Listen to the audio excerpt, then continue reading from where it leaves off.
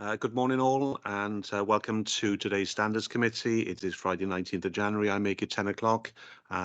So thank you to everybody for your prompt attendance. Can I just ask, please, whether there are any apologies for absence? Apologies from Councillor Oliver James, Chair. Thank you. And item 2, are there any disclosures, please, of any personal or prejudicial interests in the matters we're going to discuss today?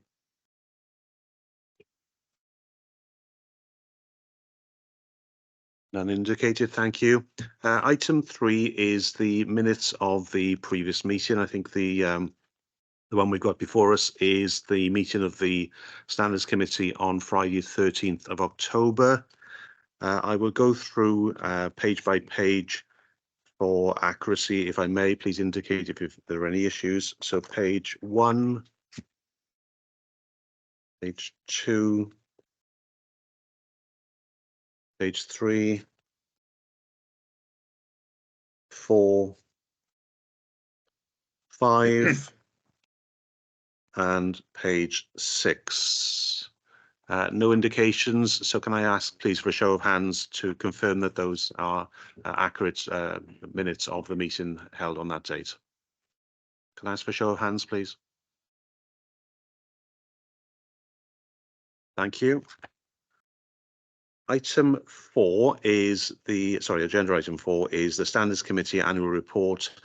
This is for the year 2022-2023. So I appreciate that is some time ago in our minds, and I certainly had to refresh my memory. So can I just place on record my thanks to Alison in particular, and to Hugh and to your team for helping my memory in putting this report together.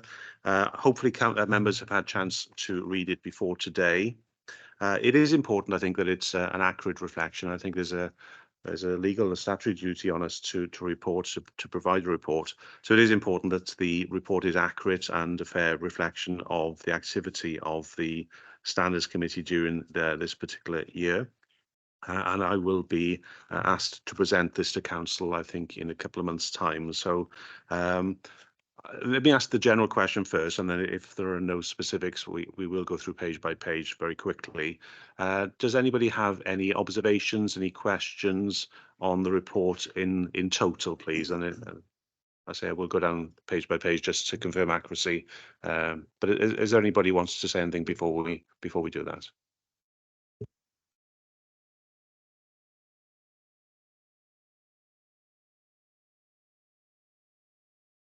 Okay, I'm not seeing any indication, so formally then, please, I will go through page by page just to have your confirmation that it is a fair and accurate report. So what is in our paper? I'll count it in terms of the report itself. So page 1, page 2, page 3,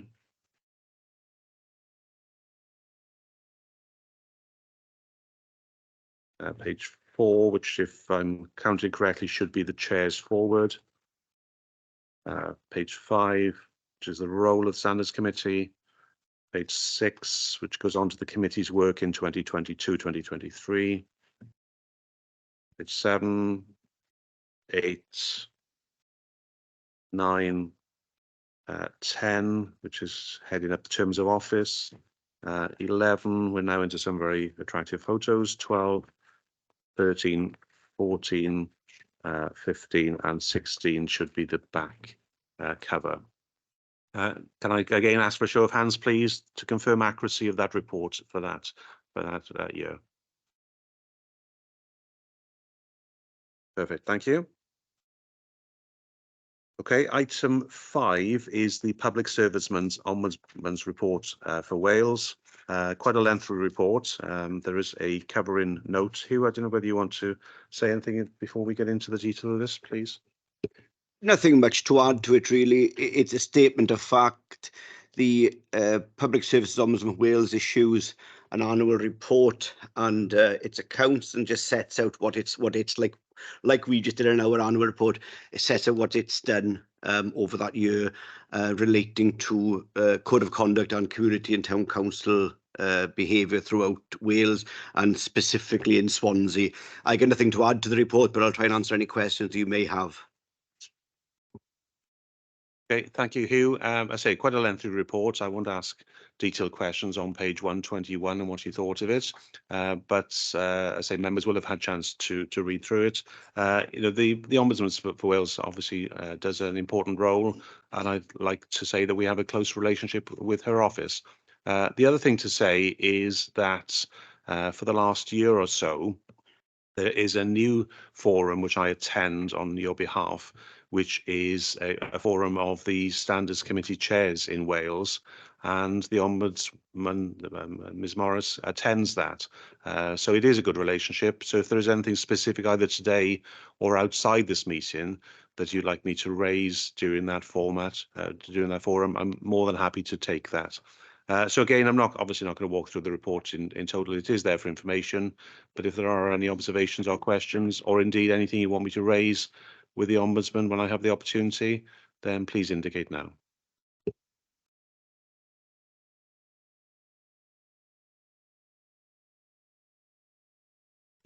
Okay, nobody's indicating. So again, are we happy? Oh, I'm sorry. I'm so sorry. Sorry, Janet. I nearly missed you. I think there's a slight time delay on the video, so do bear with me if I miss you. Janet, please. Oh, sorry. Yeah, Hugh, I just wondered how many times a year you attend. Are they quarterly meetings or annual meetings? How often do you attend those meetings? That's a really good question, Janet, and you tested my memory. I believe they are at least twice a year, possibly 3 times, and there's the next one is a week next Monday. So I can check. Sorry, I know that's a woolly answer. I can't quite remember. I'm sorry off the top of my head, but it's a couple of times. It's a couple of times a year. That much I can tell you. Yeah, it would be really helpful then for the committee if before you go there, it's flagged up with us to say if there are any questions or observations or anything while I'm going to that meeting. Is that a process that could be set up, Hugh? I'm happy to take that, Janet. I'm happy to do that because I know when they're in my diary. So I'm more than happy to do that. And yeah, I think it's a great suggestion. So take this as your prompt, please. The next meeting is, I think, a week next Monday in my diary. But yeah, so I'm happy to take that responsibility because I know when the dates are appear in my diary. But I say if there's anything that you want to flag to me offline, then I'm more than happy to receive those. Thank you, Mike. Thanks, Janet. Okay, if there are no further indications, I think the report is largely for information here, isn't it? So we will receive that report, which takes us to item 6, which is the review of the Standards Committee hearings procedure. As you know, we've just approved the minutes of the last time we met, which is the item 3 that we just approved, which indeed was a meeting of the Standards Committee and where we use the hearings procedure. I think it is good practice that every time we do have periodically, perhaps not every time, but periodically we do review the procedure. So if I can go to the report at page 177 in our pack. I don't know whether Adrian or Hugh, whether you want to lead us into this before we go into the detail. Of course. As the chair says, we've had this policy in place for a couple of years now, since February 2021. We had a large investigation at your last meeting back in I got October in mind. I can't think if it was October now. It was October, yeah. And obviously, officers, we felt we had some learning from the process. I'm sure you, as a committee, felt you had some some learning as well. I'm keen to capture that to amend what is effectively our working document, which we do share with the witnesses and those in front of us. So I want to make it as seamless as possible. Learn and keep improving to make it easier. We have come up with some suggestions, which I know the chair will reach out to us shortly. And any suggestions you have to make it better would be much welcomed. Thank you, Hugh. And I say, yes, so I've asked for this agenda item to be placed before us today. There were a couple of reflections that either I or a couple of us had after the meeting that he was just referred, or the hearing that he was just referred to, and they are captured, I think, at item 2.3 of the report before us today. So if I explain what our thinking or my thinking is specifically around that. The first one is a relatively straightforward one, but our procedure, I think, is silent on this. I am keen that whenever we hold such a hearing, that obviously that is fair to everybody, and we respect the process, and we have opportunity to give due consideration to all the evidence in front of us. In fairness to us as members, if there is a lot of paper coming forward, a lot of witness statements, then I am keen that we have time to read that in advance of the hearing. I think that's only fair to all the parties. So my thinking is that we add to our procedure a specific line which says that the papers that will be presented before the hearing will be with us as members, let's say, 5 working days in advance, so we've got time to give them the proper time to read through them. And in fairness to officers, I would suggest that we also put a deadline in place that the parties have to prepare and submit any paperwork, any witness statements, etc. Let's say a further 5 working days in advance of the hearing to give officers time to collate, clarify anything that needs to be clarified, and then get them out to us. So my proposal is as simple as that. Our procedure is silent on timescales. So it's a bit of an administrative one, but I think it's an important one. So my proposal, which I'm more than happy to receive feedback on, is that we insert a paragraph which says that the papers have to be with us as members 5 working days in advance of the hearing, and that all parties have to submit their evidence 5 working days in advance so that officers can prepare and collate. Any observations, any challenges, or are you broadly supportive of that proposal? Can I Michaela. ask Mike? Yeah, 5 working days. It's not that long, is it, for us to prepare? Could that be extended slightly? It can be, Michaela. That was my start Yeah, at 10. I'm just sort of thinking. Yeah, I don't know. I just sort of thinking. You know, sometimes it's difficult, isn't it? Because the papers we had last time, they were quite extensive, weren't they? Yeah. Yeah. And I think it took a number of hours. So that, you know, effectively, there's like half a day or a day to be set aside before the actual hearing itself. Yeah, So it's about. Sorry, it's a balance, Yeah. isn't it? And I know that you get involved in a lot of legal proceedings, so I am looking to your experience as well, as I do with employment tribunals. I'll bring Hugh and possibly Adrian in a second, but for me, it's a balance between making sure that all the information is bang up to date, and the parties have every opportunity to provide evidence that will help us, so that the more in advance that perhaps there's a risk of that. But I say it's a start of Yeah. 10, but I'm happy to bring Hugh in. Okay. Just some legislative information to start with. The legal duty, we must give 3 clear working days notice. That's the least we can ever give. Already in this authority, we give 5 clear working days for our cabinet meetings and for our council meetings. They are the longest we give. Of course, we can give longer, but that in turn narrows the opportunity for submission and for timescales to run things. For the meeting on the 13th of October, I published from memory on the, I'm just looking as I go through quick, on the 2nd. So there were 11 days there. I haven't calculated how many working days there were. 4, 5, 6. There were 9 working days I give you for the last one. And I would struggle to go up to that sort of timescale, really. I think 8 would be pretty much the best I can offer you and keep the service running, to be fair to all parties, because there is a need to call a timescale in this as well to get things dealt with. But obviously, if you're happy to go longer, you can, but it will have an impact across the patterns of council business. But I could support up to 8 days. And obviously, if I can go sooner, you'll have it sooner. But 8 is the best I feel I could give without causing me and the team too much hassle. Janet, were you trying to come in? I wasn't sure whether you were raising your hand then.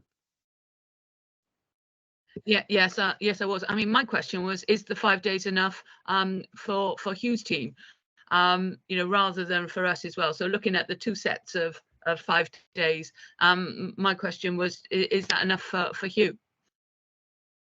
Yeah, I was like two elements here. The printing of the agenda, for you to be circulated to you, is one part. The other part, it's something that we factor in. I'll be quite honest. We give deadlines to the witnesses and the people who are in front of us. We deliberately give a soft deadline so that if they need to extend it, we deliberately build in a few extra days. 5 days probably is about the least I could work with, but I'd rather us not play with that element. I'd leave that for the business for you and let us administer the previous elements of it, because we will work with the appellant, and we've got to be reasonable, because if something does happen, we would bend over to be helpful, because it's in our interest. And if you recall, the last person mentioned a family bereavement, so there needs to be some flexibility in it. I wouldn't want to be too rigidly tied down to a 5 days, but it's a common sense. As a basis, I think 5 days is reasonable, but allow the flexibility where it's required.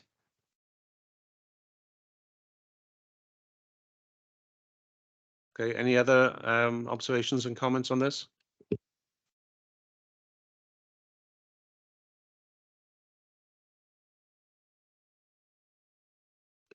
Councillor Mike Lewis. Yes, thanks, Mike. Would any late submissions of evidence from whoever is being looked at have any impact on the timing that we're discussing?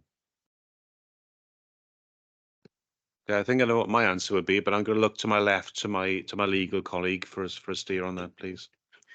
I mean, yes, it could have an effect on the committee's ability to consider what is in those documents. When I turn up at court, I'm already working within a timetable that the judge has set, saying I've got to disclose documents by X date, witness statements by Y date. And if I've not done with that, then I'm struggling to get a document which may not have been disclosed for whatever reason before the judge. It's a similar role, similar principle here, in that you're asking or telling the applicant, the respondent, whatever you want to call them, that they should disclose documents they want to rely on by whatever date. If they fail to do so, or if something new turns up, then I think the committee should consider each case on its merits, and if there is a valid reason for the late production of that document, which may be important, may be irrelevant, take it as it comes, is my view. Yeah, thanks, Adrian. And just to draw us another comparison with my other world, Mike, is employment tribunals. And that does sometimes happen in employment tribunals, that there's a deadline and there's a bundle prepared for everybody to see, but then something appears or something is brought before us on the day. And as Adrian's just said, we try to take a fair and balanced view. Is there a real justified reason why it hasn't been included in the bundle? Who's put to disadvantage if it's now admitted as evidence? But equally, if there's no objection to from either party, and it helps the process, then sometimes we allow it in. But as Adrian said, we do try to take a balanced view, looking at why the evidence wasn't produced as part of the bundle within the timescales. But so that would be, I think that's in line with what Adrian said. That would be my view, is that we as a committee take each one on its merits, but we obviously would want, the purpose of this conversation is that ordinarily we set some expectations that we try to avoid that wherever possible. Thank you. Okay, and I wasn't aware, he was helpfully said that the normal timescale for council business is 5 working days. I wasn't aware of that when I made my proposal here. So, you know, if we adopted that, then I suppose we would be in line with a wider protocol that the council has already adopted. We'd be above it. 5 is the max we give. That which is the, oddly enough, that's the English legal standard, but in Wales it's 3 days, but we give 5 in Swansea deliberately. Okay, thank you. So members, and Michaela, I'm conscious that you were the one that's pushed back slightly. If we were to word it that it is a minimum of 5 working days, but that if possible, you know, we'll come up with a better form of words that I'm struggling with at the moment, but it'll be a minimum, but if possible, it would be more than that. Is that a sensible way forward? Okay, so specifically on this one, let me I say we will come up with a form of words which tries to capture our conversation, but it would be around some expectations, as I say, that the paperwork will be with us as members a minimum 5 working days in advance, but if possible more than that. Okay, a show of hands on that specific proposal change, please. Lovely, thank you. The second one that I was suggesting was, I'm just conscious, you know, we would expect anybody that appears before the Standards Committee to act with integrity. So that goes without saying. So nothing I'm about to say reduces that position. However, there's nothing in our hearings procedure which even says that the witness statements have to be in a particular form. There doesn't have to be any sort of affirmation at the bottom of the witness statements. And indeed, if we are hearing oral evidence, there's no provision currently that there's no sort of swearing on a holy book or any attestation. So again, I'm going to look to Adrian for a steer in I suppose what is a quasi-judicial environment, how we can just tighten that slightly here. You know, an experienced chair might say, can you confirm that this witness statement is true to the best of your knowledge and belief? So we could do that orally, but I just wonder whether we can have any tightening of the procedure, and specifically around, let's say, oral evidence and any written witness statements put before us. Okay. In small claims cases where the parties are often unrepresented by solicitors, when setting out the timetable leading to the small claims hearing, the court will say when the parties have to provide or send to the court and the other side the documents they intend relying on and the witness evidence they intend relying on. The notice sent out by the court in small claims cases sets out the specific form of words which must be set out and signed by the individual whose witness statement is the form of wording of the statement of truth. Now that statement of truth is specific to the small claim, well, it's set out in the civil procedure rules and contains a statement that the facts contained in the witness statement are true and that the person signing that statement of truth is aware that they could be held in contempt of court if they don't have an honest belief in the truth of the statement they make. Now, this isn't small claims or any other court, but I think it's worthwhile the committee considering when notifying the person who is to appear before it that they have a date for providing documents, and any witness evidence they intend to rely on should have some form of statement of truth on it, even if it's a basic, I believe that the facts contained in this witness statement are true. That can be done fairly easily. Thank you, Adrian. I think that's wise that we come up with that pro forma. And in terms of actually during the hearing itself, could we come up with a procedure where the chair asks the person giving oral evidence or indeed presenting a written statement to attest? What's your view on that? You know, a formal attestation before they give evidence before us. My opinion on that is I think a quite reasonable thing to ask the person to do. You know, in my experience, people can, when given evidence, say, no, that's not quite right when they're referring to the contents of their witness statement. There's no harm in asking them to affirm that the content is true. Perfect. Okay, so again, any observations, please? What I'm proposing, therefore, is some form of attestation before a witness gives us oral evidence during the hearing, but also a statement of truth pro forma to be given out in advance, so that at least the witness statements are coming with that statement of truth at the bottom of it. Any observations, any questions on that? Councillor Mike Lewis? Yeah, could the committee have sight of the wording before we decide on the? I agree with the general principle, but the wording has to be sort of non-religious and because we get a lot of people from different faiths attending and working for the council. So I just would like the committee to see the wording before we agree on it. Thank you. Yeah. I'll ask Adrian to come in. Mike, thank you. Yeah, I have in mind something very straightforward along the lines of, I believe that the facts stated in this witness statement are true. Nothing too complex, just something along those lines, but I may tweak it. But yes, I'll provide the wording for you to consider. Yeah, I'm more than happy to support that, Mike. And again, I'm sorry to keep drawing on my experience outside, but employment tribunals have exactly that. We have a form of words depending on which holy book the witness decides to swear on. There's a form of words for each of those, but there's also a separate attestation clause. And I would struggle to remember the words off the top of my head, but it is completely non-religious. So I think what I'm trying to cover is both, not just the written statements, but is any oral evidence given before us. But it's a fair question, Mike. It's one that I think we do need to cover off. So the answer is yes. Between Adrian and myself, we will circulate a proposed form of words. I'm more than happy to say, with Adrian's help, to get the form of words which is used elsewhere. Because there's a bit of a precedent, but yeah, the short answer is yes, we will circulate that before we formally adopt it. Janet. Thank you. Yeah, I just wanted to add that it's very similar in my role with the panels at Social Care Wales.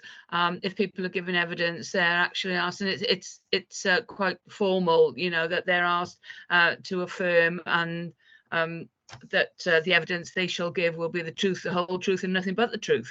So it's it's as formal as that. But I just wanted to add that in, that it's been done in other places as well. Yeah, thanks, Janet. And you've helped my memory. That is almost, if not identical, very, very similar to what is used in employment tribunals. But we will circulate that, Mike. So subject to circulation of the wording, both on the statement of truth for written evidence and an affirmation statement for oral evidence. Again, can I have a show of hands, please, that you're happy with those proposals? Perfect, thank you. The third suggestion that I had is just a tidying up, really. It's what I don't want to do is to have something which is in the procedure which rushes us to an action, but actually impacts on the quality. So it's really important, in my view, and I'm sure you'd share this, that when the hearings happen, that everybody feels they've had a fair hearing. They may not be happy with the outcome, but at least the procedure and the hearing was handled fairly and equitably. Currently in our procedure, I think it talks in terms of giving an oral, sorry, let me turn to it so I get it. Yeah, so section 13(1)(3) of our procedure, it currently says the committee will announce its decision on the day and provide a short written decision on the day. A full written decision with reasons supporting the decision will be issued within 10 working days of the hearing and notified to the PSOW. So whilst that's a great ambition, what I don't want, and we were perhaps in danger of this last time, we were able to give an oral decision on the day that time. However, to make sure that it is accurate and fair, the part about providing a short written decision on the day perhaps introduces an unnecessary onus, or a barrier rather. So it's that second bit. So the proposal, and again, Hugh and Adrian, I'm happy to have your input, please, to make this practical, It's how we try to balance the need to do it quickly with how we are able to do it fairly and thoroughly and effectively, I suppose. So I have some thoughts around, but Hugh, I don't know whether you want to come in specifically because it's your team that actually issue those letters. Yeah, well, firstly, there's distinctive legislation which was passed in 2021, which puts a duty on myself to publish minutes within 7 clear working days of the meeting, and they're going to be bilingual, so or a decision of it. So that's one onus I've got. So it would seem a little bit perverse if I was publishing minutes and the decision hadn't gone out to the appellant. So I think I would look to align the 2 deadlines, if I'm honest with you, because it just seems the reasonable way to deal with it. I couldn't make it shorter because I'm really up against it. But Adrian and I worked hard to get that letter out, and then we liaised with the chair. But that does take a couple of days because the letter that went out to the appellant certainly ran into several pages, and it's getting the terminology spot on, and that letter effectively formed the minute. So it's so I would suggest that we give the decision on the day verbally. With a written statement within, well, you can leave it as your 10 days here because we're not talking about quite the same element. 10 working days here. I'm talking about 7 clear working days, which is again legislation, which ultimately is the same thing. Just not to muddy it too much. Yeah, so to be clear, in the hearing that we've just talked about and we're referring back to, we did achieve the 10 working days. So there was no issue with that. And indeed, we did, as you know, announce the oral decision on the day. So there's no issue with that. Perhaps the challenge that I reflected on is to provide a short written decision on the day. I think that was the bit that was perhaps more challenging. So it is just that small part of it, and I suppose the other thing that I'm just trying to think out loud is, should it say we will announce our oral decision on the day if possible? I'm just trying to allow for if we wanted to reserve our judgment. If it was a really complex case, if we wanted to reserve judgment and then give the full written decision within 10 working days, I just wonder whether that's a tweak. Yeah, I to be honest, I think that's a spot on point, really, because you could come to a situation, we come to the end of the meeting and we need further information, so I think that's a useful tool to have. Where possible we would, but just in case, we'd reserve that right. So I'd support that. Michaela. It was just something Hugh just said. I didn't follow it. I was a bit confused. So he seems to be saying that 10 working days and 7 working days are the same thing. That's okay. Don't worry. No. Let me explain what I said there. Yeah. It doesn't. I know what you're saying. I said 7 clear working days is the same as 10 working days. The word clear stems from a court case between, as it happens, Swansea Council and Elite Stone back in the 80s, and it's a specific measurement of time. But it's, if you think of 7 clear working days and 10 working days being the same, it's for me to know. What I'm trying to say there is, I wouldn't recommend you changing the 10 working days that's referred to in 13.1 of the report. The only element that the chair and I are talking about changing is the removal of the a short written decision on the day. Does that make sense? Okay. Yeah. All right. It doesn't about what you just said, but about the 7 and the 10. I'll explain that offline to you if you want. That's fine. Don't worry. No, it's fine. Don't worry. Just to explain the clear working days, then a clear working day cannot count the day of dispatch of the agenda and the day of receipt of the agenda. So basically, if I send something out, a working day, if I sent it to you on a Thursday, you'd count that Thursday.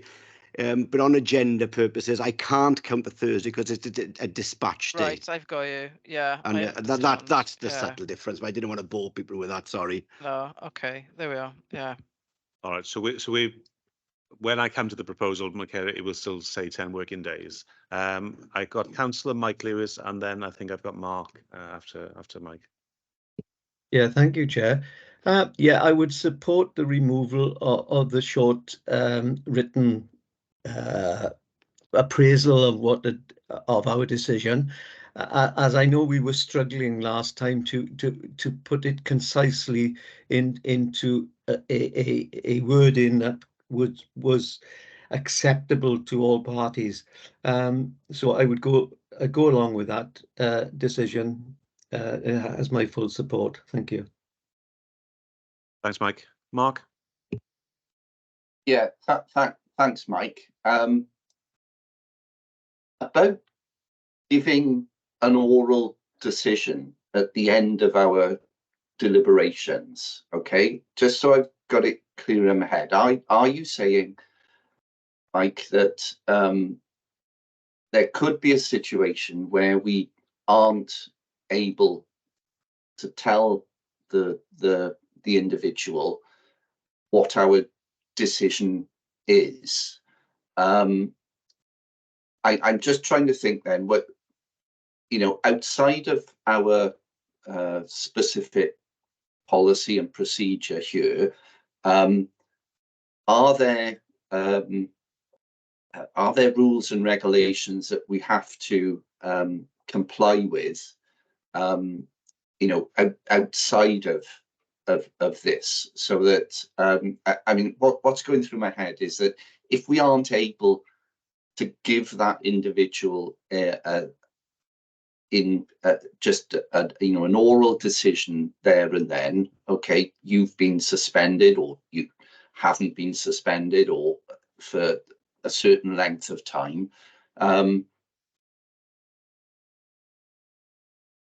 I suppose we are saying that we have to reconvene to carry on our discussion, you know, to come to a conclusion.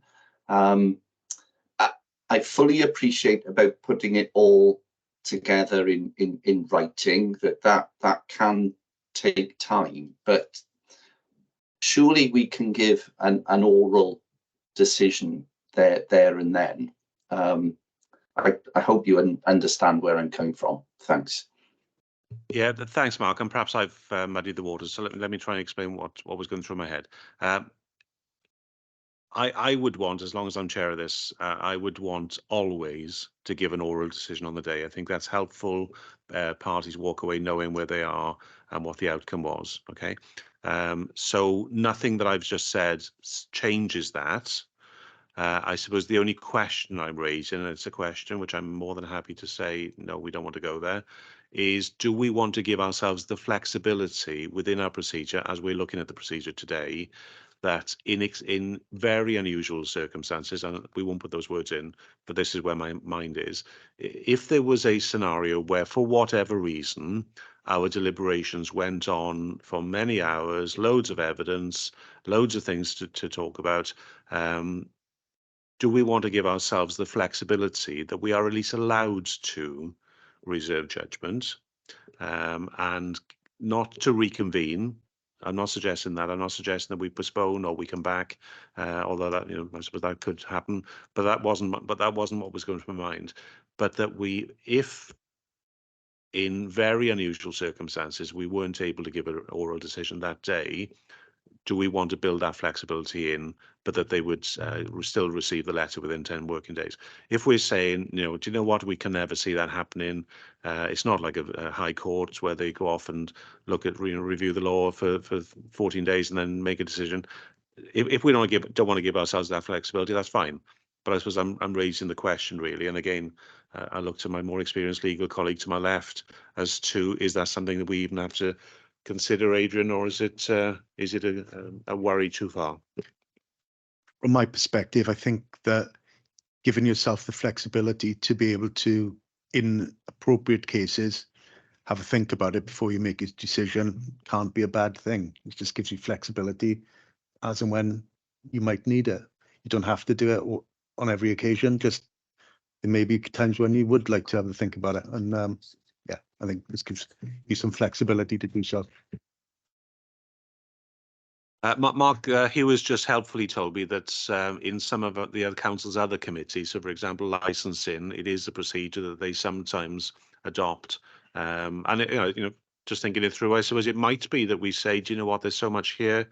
We do want to reconvene as a committee on a separate day to continue our deliberations, and therefore, that's the reason why we can't give an oral on the day, because we just haven't decided yet. So it's no more than that. I'm trying to, as we're reviewing the procedure, to think of any scenario that could arise.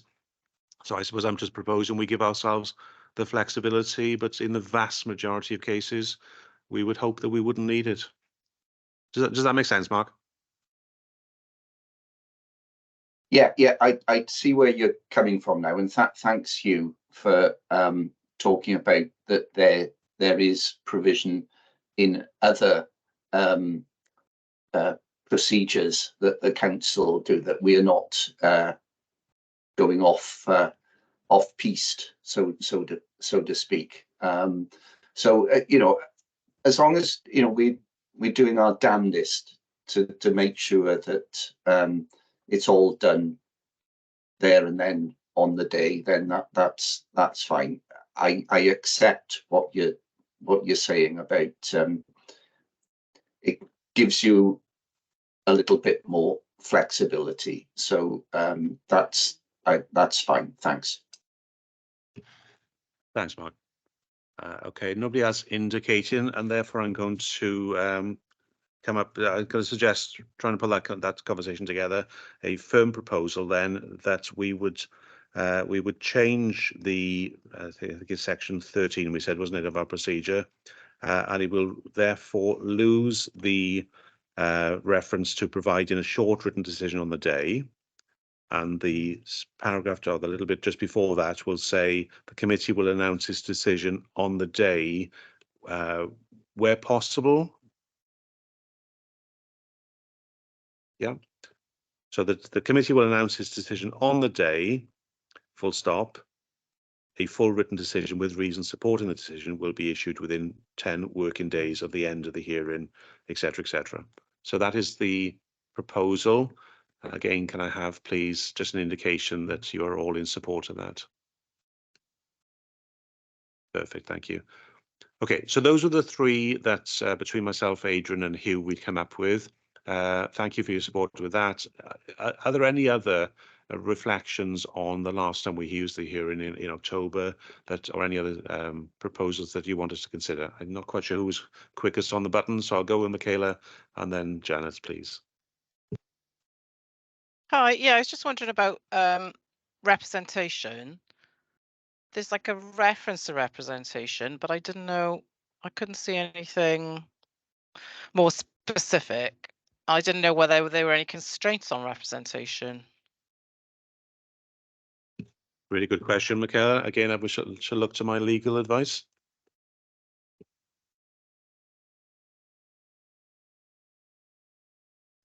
Sorry, in what context do you mean the representations? What's said on the day?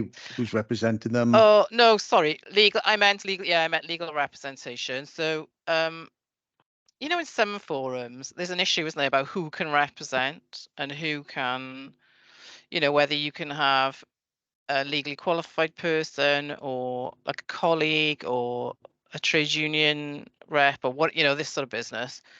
It doesn't say anything. So I thought, oh, well, I'm assuming that the respondent can instruct a lawyer if they want to. Is that right? Do you think, or not? I don't know. It doesn't say really. I think that, bearing in mind, the committee can suspend a councillor from their role as a councillor for up to 6 months. I think that, yes, it's quite reasonable for people to turn up with a legally qualified representative if they consider it to be necessary. And I don't think, unless I'm wrong, corrected, that we should be trying to restrict anyone's ability to be represented before the standards committee by a person of their choice. No, I think that's probably right. It's just not clear in the policy, that's all. I suppose it just, in some policies, it says things like, you know, you can be represented by, just to make it clear, I suppose, to the respondent, but, or maybe your letters say that, I'm not sure. In truth, I don't think my letter did mention that they could be represented Yeah. by a person of their choice. I think it's just ultimately been implied that they could, but if you want us to make it clear that they can be represented by whoever, when we write to them to let them know when documents should be provided by, then we can do that. I think that's a really Yeah, good it could be, observation. I think it could, yeah, could be helpful, couldn't it? As long as they Yeah. don't turn up with a KC. Yeah. Well, no, but I You think never it, know. where our procedure is silent on something and we can agree a Yeah. position on it, why wouldn't the procedure detail that? So for me, that's a really good observation and suggestion. I'll go to Janet next, but I won't lose that, Michaela. I will come back to that as a formal proposal in a couple of seconds. Janet, did you want to come in, please? Yes, please. Just to pick up on Michaela's point as well, because I was thinking about if some of the witnesses needed accessibility, and I don't mean they're coming in a wheelchair, but maybe they needed a carer or somebody else to come along with them. So I would say, so I was looking from that viewpoint, not just from legal representation, but looking at some of the needs of the witnesses. So if I can park that, we've been saying as we've been going through this document that other documents say X, Y, and Z. So I just wanted to make a couple of comments about, can we benchmark and have a look at what other committees are looking at in their procedures alongside this. And the other thing that for me is missing is on the one that we have in place at the moment, there are there's nothing to tell me when this was put in place, which version of this is. And I think it's really important that we have got page numbers in and that we have got which version that we're looking at the time as well. And it's just a small process point, but could we be doing that as well, please? Yep, fair observation. Okay. Anybody else before I bring those two proposals back?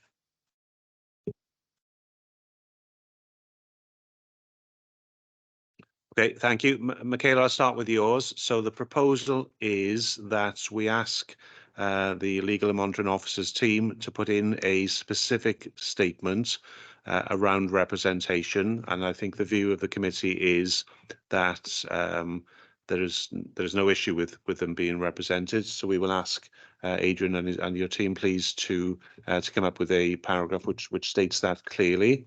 Everybody in support of that? Quick show of hands that you're in support of that proposal, please. Thank you. And yours, Janet, was around two things, I think.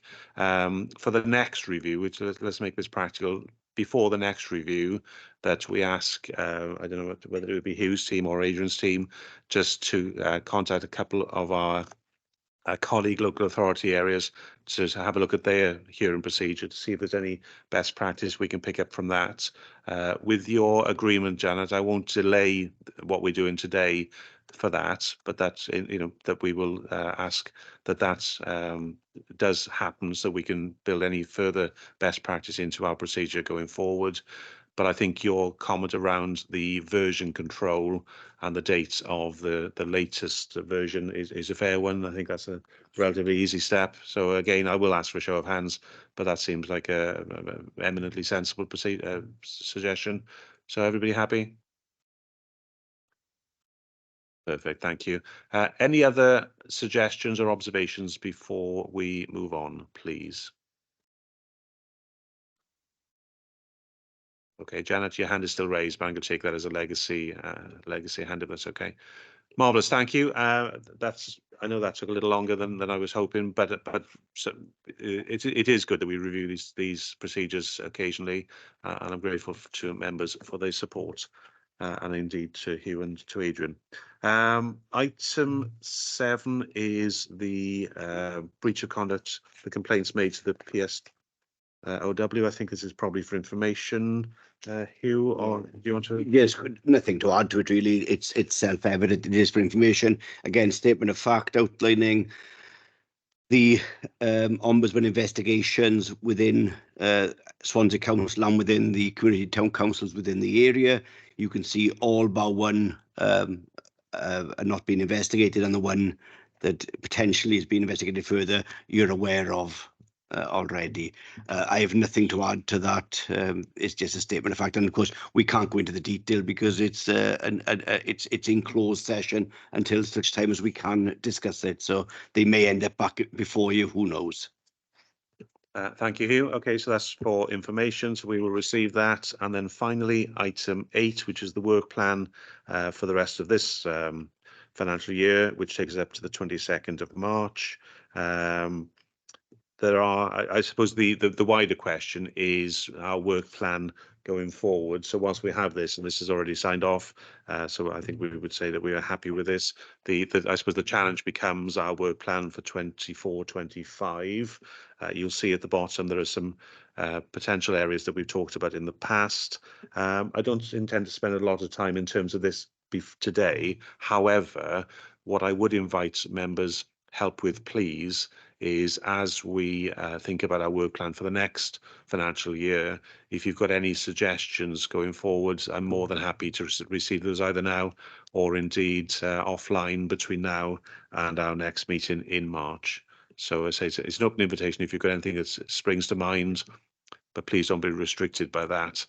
So I'm more than happy to hear from you offline if you've got things that you think we could helpfully be building into our work plan. Okay, so I'm not seeing any immediate indications, but I say that, but that's fine. I say it's please do feel free to contact me offline. Okay, and I think that brings us to the end of the meeting. So again, grateful to members' active participation and support as always, and we will see you next time. Thank you very much.